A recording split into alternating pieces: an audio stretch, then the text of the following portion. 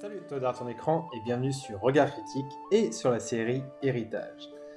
Ça y est, nous allons enfin pouvoir commencer la saison 3. Alors, au niveau des règles, rien ne change avec les différentes postures, offensive, défensive, focus. Alors juste avant de commencer, je voudrais faire un petit point et déjà remercier tous les gens qui regardent la série et ceux qui sont abonnés.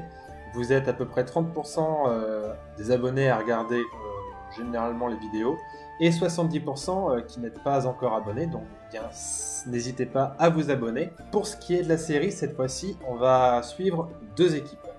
L'équipe 1 que vous ne connaissez pas encore et l'équipe 2 que vous connaissez déjà. L'équipe 1 du coup qui sera formée de 4 aventuriers.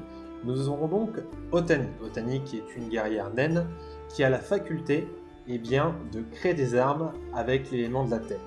Elle est aussi une druidesse et a le pouvoir de communiquer avec les animaux, dont d'ailleurs un animal qu'elle a réussi à dresser qui s'appelle Batanga, qui est une espèce d'ours gigantesque.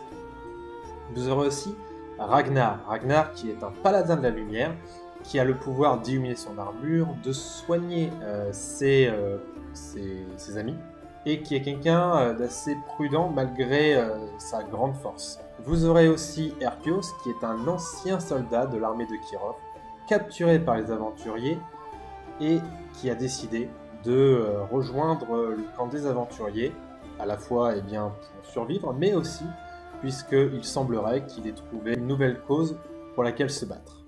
Et enfin, il y aura Lufia. Lufia qui est un mage avec des pouvoirs liés au feu.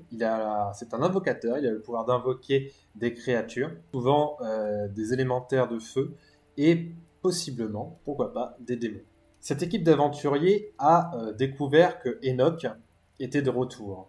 Et dans la saison précédente, ils se sont rendus dans son manoir. Dans ce manoir, ils ont trouvé une arme capable de tuer un dieu ou un démon, ce qu'on appelle une arme divine. Malheureusement pour eux, un des membres de leur équipe, qui se nomme Veldrin, les a trahis et a décidé de disparaître avec l'arme divine. Dans la saison 3, ils vont partir donc à la recherche de cet aventurier. Pour ce qui est de l'équipe numéro 2, vous la connaissez, il s'agit effectivement donc d'Ethan, de Totek, de Celo, et cette fois-ci, non, il n'y aura pas Chabinos, mais un autre aventurier qui se nomme Pandora. Vous découvrirez Pandora pendant la saison, puisqu'il va les rejoindre plus tard. L'équipe numéro 2 a pour mission de se rendre sur les territoires de l'Est, car il semblerait qu'une menace orque est en train d'arriver. On ne sait pas trop si les orques sont alliés à Enoch. Ils vont devoir donc se rendre dans les territoires de l'Est pour découvrir ce qu'il s'y passe. Nous allons commencer la saison avec un prologue.